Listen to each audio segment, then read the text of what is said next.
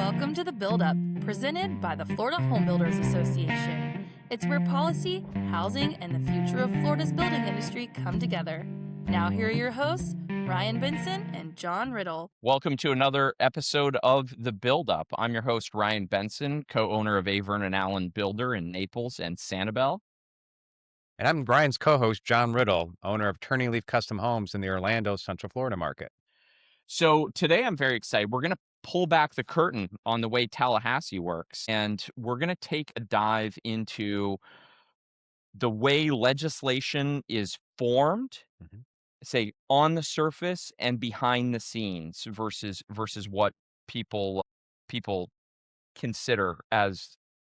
I think people have a lot of misconceptions as to how laws are made and also what the roles of lobbyists are, which is why we have our amazing lobbyist, government affairs. Sorry, we're not allowed to use lobbyist. Government affairs, Brendan Burke. Thank you for joining us, Brendan. Of course. Thank you for having me. So, and I just want to take a second to explain like the structure of the legislature from that side. So we're set up as a mini United States, and we have a legislature instead of Congress. We have 120 representatives and 40 senators from around the state. Some of the differences are we are elected on term limits, and that's very different than Congress. And then we also meet 60 days a year only, with the exception of a special session, and the dates move on regular session. And the only charge that the Florida legislature has is approve a budget. That's the only thing they have to do. That's it. That's their job. So that's the surface and how we're kind of set. Brendan, if you can take a minute before we get into some of the background of lobbying and everything like that, can you tell our listeners how a law is created from start to finish? Yes, and I think that's very important that you break down the differences of Tallahassee and DC, because that does trip a lot of folks up. You know, they say they're trying to vote for Representative Riddle for the House of Representatives, and they'll think he's going to Congress up in DC. So I appreciate you clarifying that. How do you pass a bill? Well, you ask nicely, but you ask a lot of people. You really have to form the bill right out the outset, and that comes from feedback from people who have boots up on the ground issues. There was a big septic tank issue this year where we had people who had firsthand experience. John, stop me if this sounds familiar, with waiting 90 days for septic tank permits. So something like that is something that Rusty, our CEO, and I, we wouldn't just think of that off the top of our heads. And so when we get a concept like that, it's our job now to form the language. And when we form that language, we then have to find a bill sponsor in both the House and the Senate to run companion bills with each other. These bills throughout the process aren't always the same, but through meetings with the bill sponsors, committee staff, committee members, other voting members of the House and Senate, and other stakeholders, which include other government advocates, then the bill ultimately does get hopefully passed after it gets voted on both the House and Senate floor. And then in the situation we're in right now, we're just waiting on the governor to sign our legislation that was passed this most recent session. So if we can, Brendan, I want to break that down a little more. So we, Florida Home Builders Association, comes up with an issue like that. We actually draft the language, the concepts that we want to introduce, and then we have to get not only the House but also the Senate to run those up the ladder. I want our listeners to understand what that means, because I think the importance of committee stops and who are the chairs of those committees and how those people end up the chairs, from the speaker, the party in power. Can you take a minute to explain those steps between when we have found those two sponsors, a legislator in the House, a legislator in the Senate, and it being put on the floor, and how that looks and how long it takes? Of course. Yeah, the committee process, when bills get filed, they get assigned committees. And these committees are important because these are the review committees. When a bill gets filed, it is not perfect language. Very rarely does a bill get filed that doesn't get amended through the committee process. And even prior to the committee process, when we are forming that language, for example, Rusty, myself, Carrie, Lucas, we're trying to tackle this issue through just use of the English language and implementing this into statute. And so, like, we'll have ideas, we'll shoot those ideas down, we'll come back with different ideas. Another group will shoot those ideas down, and then we'll finally be able to get to an idea that we actually will work. When we find that idea, then we file it. Luckily, then there are usually at least 3 more committees to review. So then that's where the people that are builders, the citizens of Florida, the folks that they elect to represent can now have input on the legislation that our bill sponsor is presenting to them. Through this process, it's an excellent process because it's a way that we don't over legislate in the state of Florida. We won't have conflicting statutes, and bills are rarely perfect, but it's a good way to get bills as good as they can be. And with this committee process, there's usually about 10 to 20 members on each committee. So it's our job to go and educate them, because using septic tank permitting, not everybody is an expert in septic tank permitting in the legislature. They got doctors, attorneys. We got a few. Shout out to Representative Connerly. He's an engineer that works on septic tanks. He is the expert, and he can also educate other folks. But it's also Rusty's, myself, Lucas, and Carrie, our job to go to these committee members when our bill is arriving at these stops, to really fill them in on the impacts, what it doesn't impact, who it's helping, and we bring them real life situations like with the septic tank permitting and our members who were facing these 90-day unnecessary delays. Brendan, let's hold out there because I want to keep breaking this down for our listeners who are our members. And we want to impress upon our members how important it is to have those relationships locally with your local legislators. And, we keep asking our members, get involved in our government affairs advocacy programs. Tell us why it's important to you and Rusty and our team that our members have relationships locally. We can keep using the septic bill as an example, but how does that relate to the builder in Charlotte County who has obviously a need to get better permitting processing going, but really doesn't know where to turn next? Yes, and having those relationships are extremely important. That's basically most of your job as a lobbyist, to make those relationships and leverage them for either the association you're working for, if you're a firm lobbyist, your different clients you're representing. But then, as Rusty and I have constantly preached, we're up here in Tallahassee full time.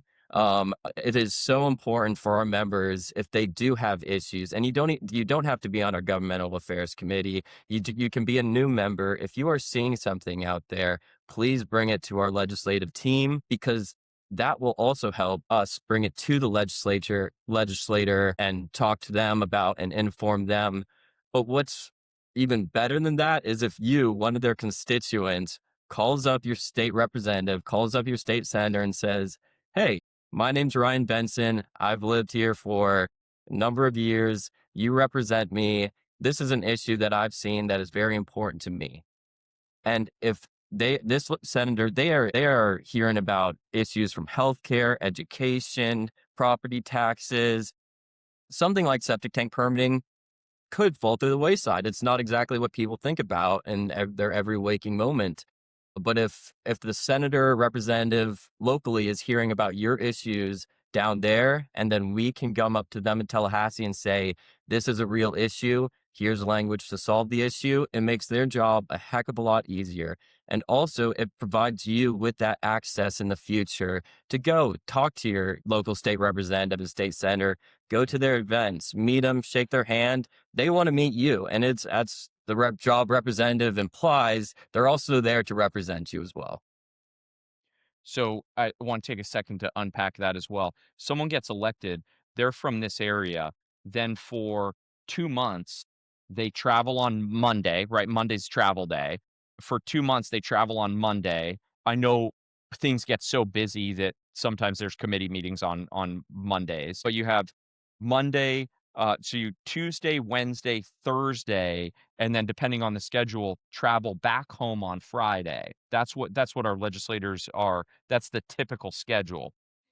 In addition to the 60 days, tell us a bit about committee weeks that start before, because that's on a set clock as well, where they start to get ready for the legislative process. They have to do a similar version of the same. Correct. Yes. Committee weeks, for folks who don't know, are it kind of like a pre-session, whereas you said, we prepare a bunch of the policy. Usually, a few bills do get heard during committee weeks. Usually the priorities of the governor, the Senate president, or the Speaker of the House. Usually there'll be, if there's a bill titled HB1, it's usually a bill that's going to get heard early. And in this committee process is where it's so there's a filing deadline for bills that comes after the committee process. When this committee process is still happening, policy, as you said, Ryan, policy is still being formed, being analyzed even before it really reaches committee. In committee weeks, they also hear about all the year in review for the different departments. The Department of Agriculture will give presentations.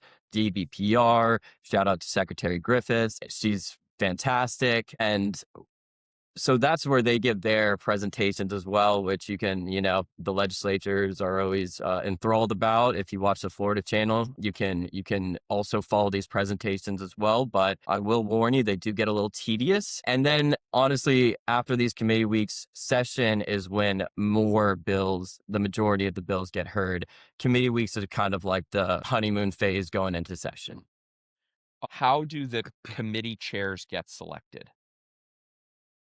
Committee chairs are selected by the speaker. It is up to the speaker who decides who chairs what committee, all the way from maybe just the workforce subcommittee, all the way to appropriation chair. A lot of the times in the House, there are subcommittees and there are full committees. The full committees will be like the appropriation, education, commerce, but in those silos, there are subcommittees dealing with either, like in education, it will be more on K through 12, and then there will be a higher ed subcommittee, and it's broken down by more silo. With those subcommittees, it's usually the members who are maybe in their sophomore or junior years of their term, which are their second and third terms.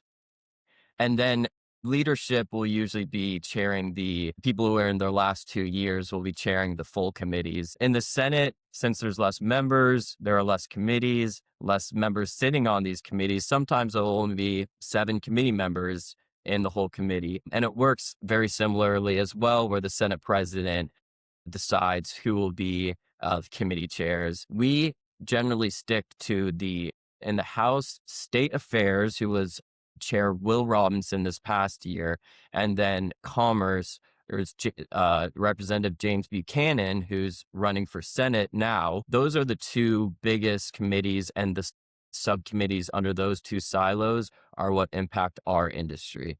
And then we also have a great advocate in Senator McClain with community affairs over in the Senate. How much influence, Brendan, does our 8,000 plus membership have to support you, Rusty, and the team to get the Senate president and the Speaker of the House to influence their decision on who the committee chairs are? Or do we even have an influence with that?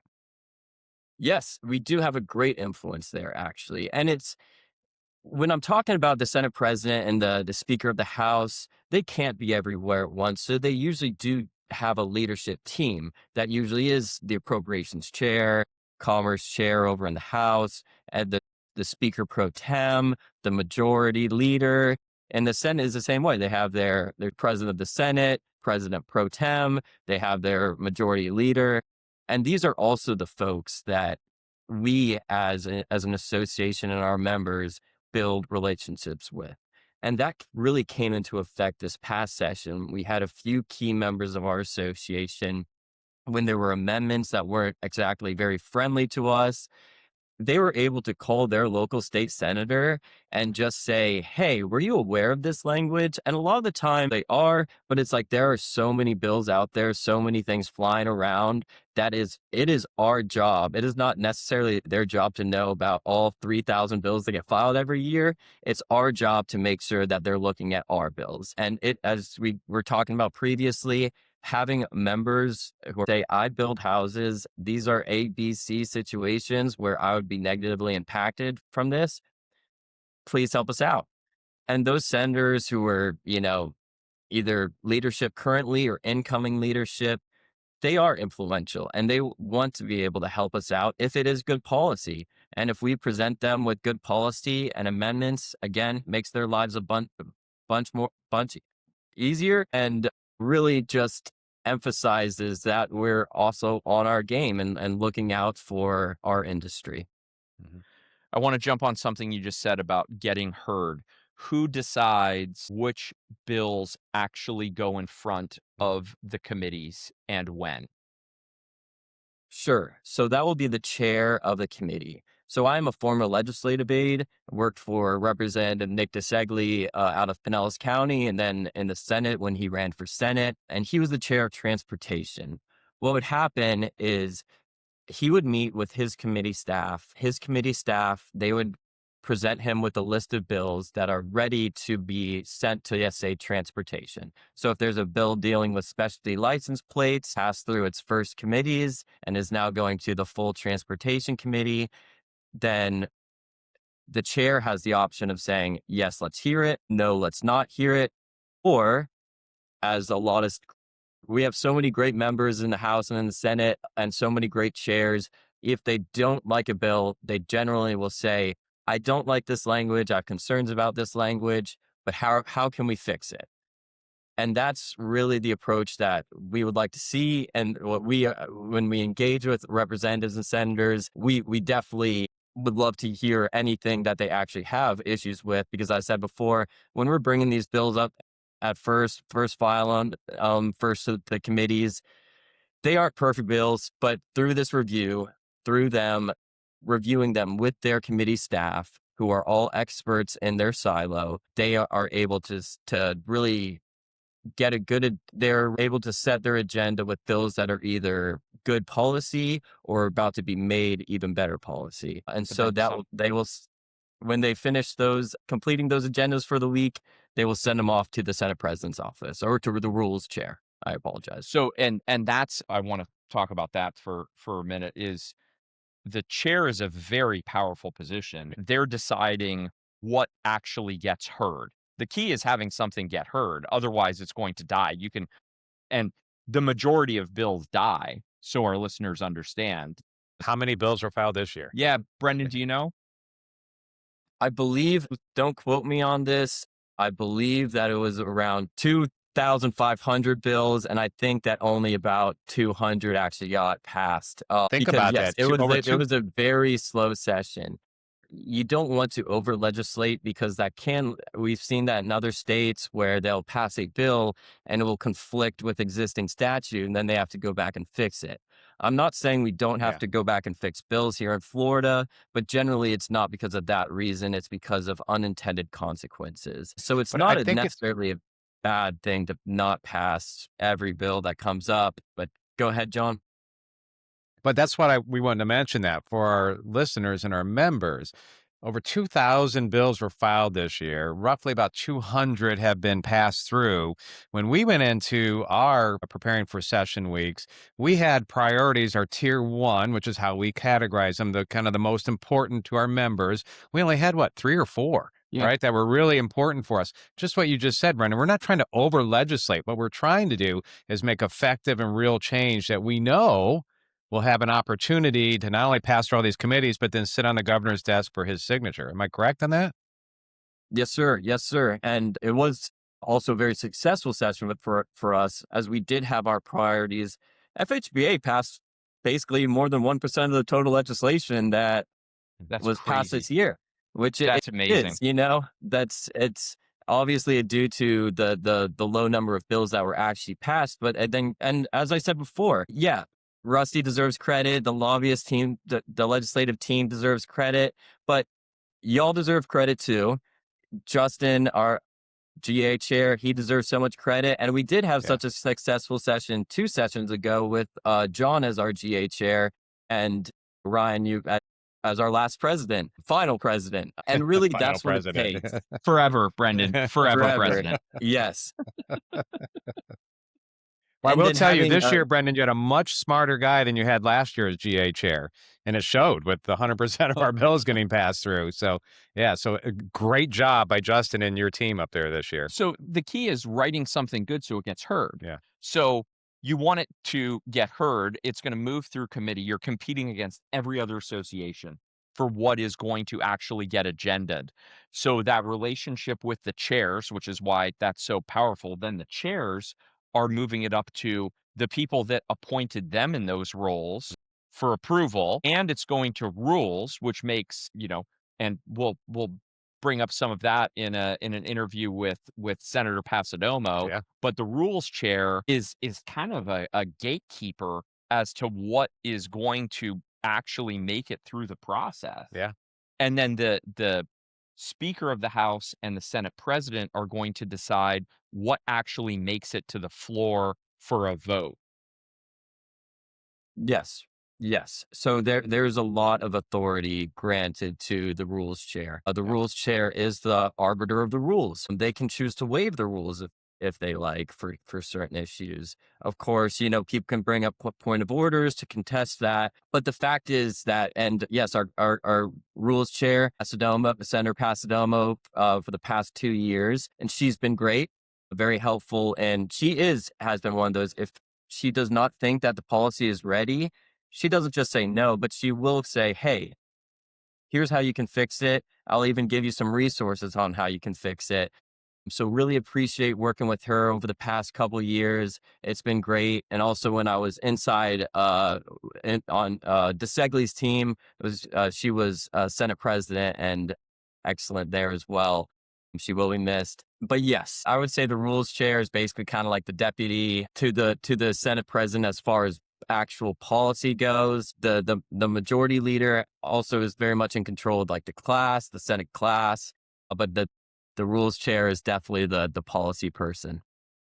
So we've got I'm Just a Bill on Capitol Hill, the old cartoon on that. So we kind of better understand that. We talked about committees. We talked about the chairs and how important they are. And then, of course, the leadership of the Senate President and the Speaker of the House before a bill really kind of gets voted on.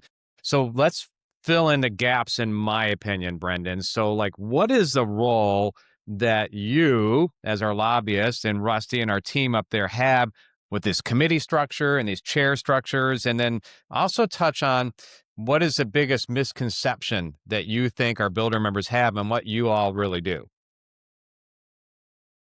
I would say that our biggest job and the job of most lobbyists is to be a excellent middleman for all the different stakeholders, elected officials, policies, all those that are flying around, and then your clients that you represent or the association, in our case, that we represent. Our job is to make sure, for example, I'll brag on Carrie Key Brink, our excellent contract lobbyist with Carlton Fields for a second here. In our other major priority bill this year, House Bill 803, SB 1234. This was a bill dealing with building permitting and private providers. And Ryan, as you kind of said earlier, you said, or a minute ago, you said that you have to compete with other associations or other organizations to make sure that you don't get lost in the weeds and that their bills, because they can only hear so many bills, so that your bill does get heard over theirs. Well, in a lot of the case, it's up here seeing kumbaya because we're working with other associations that also want that language passed, like the Associated Builders and Contractors, community developers. And so we're working with them. Where Carrie did an excellent job, and this is, I think, a great example of what you're talking about, John, that she was able to, with the rest of the FHBA legislative team, she was not only able to coordinate our House and Senate sponsors, she was able to coordinate and then all the committee chairs and committee members. But there were so many stakeholders ranging from building officials to hurricane hardening vendors to Publix to everybody, especially these other associations in our industry, like the Associated Builders and Contractors. They had language in that bill as well. And being able to juggle all of that, which means keeping all of these people informed, keeping them in the loop, because they're working for their clients too. And we don't want them coming to our house sponsor and say, hey, FHBA is just not hearing me out, but I have good policy. We want to be the ones to be able to meet with them, talk to them about the policy, give them our concerns or our blessing, and then go to the house sponsor, said sponsor of the bill that we're pushing to say, hey, we have no issues with this language, or hey, we have issues with this language A, B, and C. But it's always the House member and the Senate member's bills. So it's up to them in the end. We just want to be there to give them our educated opinions on how our industry is affected by the bill. So what do you think you spend the most time on? Is it strategy development? Is it relationship building? Or is it really chaos management? I would say, chaos management is what we spend 100% of our time on. But I would say it is strategy. A lot of it is because it is easy to say, oh, this is the process. I'm just a bill. This is, step one, get it heard in committee one. Step two, get it through the rest of committees. Step three, get it heard on the House and Senate floor and passed. Well, it's much easier said than done because usually what happens is, people are like, there isn't enough time in the 60 days of session to hear everything. There are hiccups, bills, maybe amendments get filed late, and then you'll have to temporarily postpone your bill, and then you're a week behind. Maybe a bill just gets lost in the mix and they forgot to agenda it. Our job is to, first of all, make sure those things don't happen, to be ahead of the game long enough so that if those things do happen, that it doesn't kill our bill. And then if those things do happen, for us to be able to find solutions and a lot of the times get creative. Rusty and Carrie, they're always talking to me about their stories, usually in the last 2 weeks of session, how they either brought something back from the dead or killed something that was moving pretty quick. Definitely lets you use your imagination a lot of the time. But I would say the majority of what we spend our time, and it is in different sections. In the off season, we're doing a lot of policy formation, and committee weeks, we're still working on that and finding bill sponsors pre-committee weeks as well, locking those in, getting those bills filed, and trying to get them heard in committee weeks. And then session, where our main job is just to manage the chaos and to keep everything on track. A lot of that does involve informing members about what we're up to this year. Well, and even then, once it makes through all those, that's when it goes to the governor for signature. Right. Yeah. And Correct. he has the option of vetoing it. And I think a lot of people do not understand the process. I mean, hopefully they understand it a lot better after today. The governor cannot make law. He can only approve or deny the laws presented to him during the legislative session. Yeah. That's it. Executive order powers, just like at the federal level, those are limited versus what can be done with the law. I think we go to some of the lighter things. Let's do it. So Wait, this was a 60 Minutes style with Brendan now. Now we're going to kind of go more lighter side with him. yeah, All right, you can relax now, Brendan. We're going to go lighter. Now I'm on Ellen. yeah. So being a lobbyist, if your job had a theme song, what would it be? Probably I Will Survive. I Will Survive. Okay. Ooh, Yep. wow, poignant. Wow. You want to take the next? All right, let's see here. Okay, what would surprise our FHBA members most about you, like learning to know you? What would surprise them? My name's Brendan, not Brandon. Weak answer. No, I respond Come on to now. I respond to everything. But yes, maybe people know this by now, but I love singing karaoke. Not afraid to get up there and sing. I knew that. I'm trying to get we have a karaoke place here in Tallahassee on Thursday nights. I've been trying to drag the rest of my coworkers here. But hey, if y'all are ever up here on a Thursday and want to sing some karaoke with me, I'll never say no. No, I have an idea, Brendan, for SEBC this year. There's a great karaoke bar just up the road from where SEBC is going to be. So we'll need to organize something. We should do that. Yeah, in an evening during SEBC. All right. I'm If this wasn't your career, Brendan, what would you be doing? I'd probably be a rocket scientist, but I thought that would be too easy. No, that is a great question. I mean, my dream job would be Major League Baseball player, grew up playing, but the shoulder. Would love that. I would love to be involved in like a sports organization, honestly. That's why you like, hang out with Nick so much? Is that why? Yes, exactly. Two former players who never made it big. But yeah, being involved in sports would be amazing. Being able to just like even administration for like the Tampa Bay Lightning or Tampa Bay Rays. The Lightning, obviously, such a well-run organization. I love sports, so something along those lines I would love to get involved with. So does that lead into the kickball question we were told to ask? Yeah. Tell us about your kickball league. Well, it's a sore subject this year. We came in third place. The House of Representatives. So there are 4 teams: the House of Representative team, the Senate team, the executive team, and the lobbyist team. Oh. And this is usually staff from the House, from the Senate, executive staff, and then a bunch of lobbyists playing. And we go out there, yes, up in here in Tallahassee every Sunday. Unfortunately, this year, the lobbyist team, the team that I captain, I got third place, but I have won for the past 2 years, last year with the lobbyists, and then the year before that with the Senate. So I just want people to know that I do have 2 rings. All right. And last question to close. What's your favorite restaurant in Tallahassee? I would have to say Chuck's Fish. Chuck's Fish Okay. is an amazing restaurant. I'm not Yes. sure. Yeah, if I y'all went there. have been there yet. when I was up there a few weeks ago, and I'd never been. Like, I was walking past, and I'm like, that place looks great. The reviews were great, and I had an awesome meal at Chuck's Fish. Chuck's is amazing. The staff there are extremely friendly. The food is great. It's known for their sushi. And if you love sushi, go there. Ask for the secret menu. The secret menu, the sushi on that is to die for. But You they didn't know also that. have great I didn't know that. burgers. They Yeah. have great salads. And honestly, it's just a fun atmosphere. They really have it. It's the perfect Florida They're not our Florida sponsor, by the way. restaurant.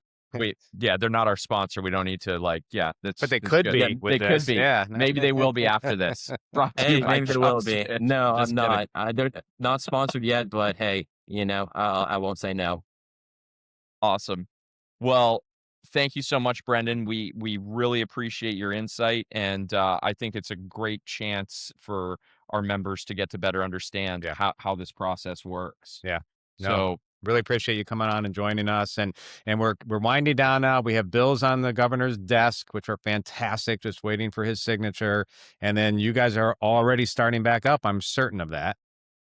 Yes. Yep. Already have a few concepts for the 2027 session that we're looking at now. But as I said before, if you have an issue that you think we can do something about, please do not hesitate to bring it to either Rusty or myself. Happy to help. And thank you, John and Ryan, for having me. Really appreciate it. Always a pleasure to talk to both of y'all.